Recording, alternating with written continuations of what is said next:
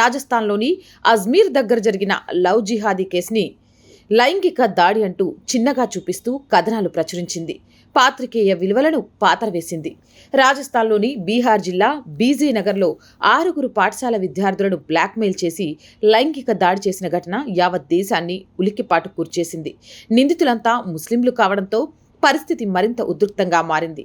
అయితే వివరాలు ఆరా తీస్తే అసలు నిజాలు బయటపడ్డాయి. ఈ ఘటన వెనుక భయంకరమైన లవ్ జిహాద్ యాంగిల్ ఉందని తేలింది.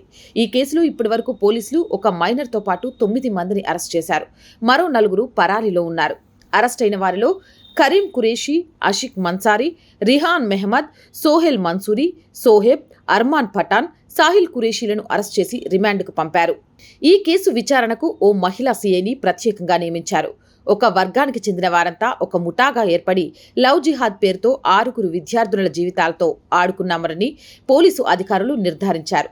మొదట ప్రేమ పేరుతో దగ్గరై తర్వాత మొబైల్ ఫోన్ల వంటివి గిఫ్ట్లిచ్చి ఆ తర్వాత వారిని శారీరకంగా కలవాలని బలవంతం చేశారని, వినకపోతే బ్లాక్మెయిల్ చేసి మానసికంగా హింసించినట్లు తమ విచారణలో వెల్లడైందని తెలిపారు. అంతేకాకుండా మతపరమైన కార్యక్రమాల్లో పాల్గొనాలని, లేకపోతే కుటుంబ సభ్యులను చంపేస్తామని బెదిరింపులకు దిగారని కూడా వివరించారు. బాధిత కుటుంబాల ఫిర్యాదుల ఆధారంగా నిందితులపై లైంగిక వేధింపులు, బలవంతంగా వ్యభిచారం చేయడం, మతపరమైన తప్పుడు సమాచారాన్ని వ్యాప్తి చేయడంతో పాటు ఫోక్స్ చట్టం వంటి అభియోగాల కింద పోలీసులు కేసులు నమోదు చేశారు.